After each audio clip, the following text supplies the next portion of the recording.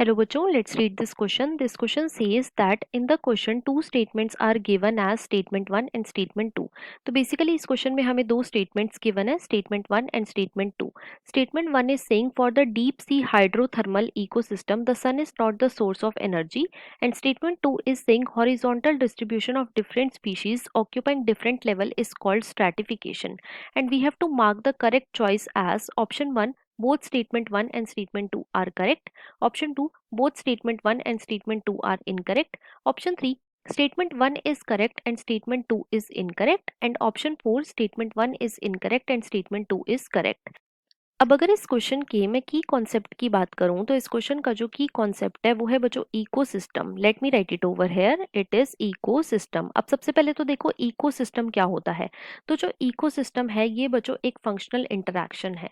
ये क्या है? ये एक फंक्शनल इंटरैक्शन है. और ये इंटरैक्शन किस किस चीज के बीच में होता है? तो ये इंटरैक्शन होता है बच्चों between biotic and abiotic components. So ecosystem is the functional interaction between biotic and abiotic component. abiotic component, right. अब देखो दुनिया के अंदर जितने भी इकोसिस्टम है, दुनिया के अंदर जितने भी इकोसिस्टम है बच्चों, उनको फंक्शन और सस्टेन करने के लिए सोलर एनर्जी चाहिए होती है. उनको फंक्शन एंड सस्टेन करने के लिए क्या चाहिए होता है? इनको चाहिए होती है बच्चों सोलर एनर्जी. और क्यों चाहिए होती है सोलर एनर्जी? क्योंकि सन जो है ये एक मेन सोर्स है एनर्जी का. लेकिन एक ऐसा इकोसिस्टम है जहाँ पे सन जो है वो सोर्स ऑफ एनर्जी की तरह एक्ट नहीं करता. और वो कौन सा इकोसिस्टम है? तो वो है बच्चों deep sea hydro thermal ecosystem. Hydrothermal ecosystem. क्यों? क्योंकि ये बच्चों इतना डीप होता है कि यहाँ पे जो सन की रेज है या फिर सनलाइट जो है वो पेनिट्रेट नहीं कर पाती. तो डीप सी हाइड्रोथर्मल में सन जो है ये मेन सोर्स ऑफ एनर्जी नहीं है. इसीलिए गिवन क्वेश्चन में जो हमारी स्टेटमेंट 1 है वो बिल्कुल करेक्ट गिवन है.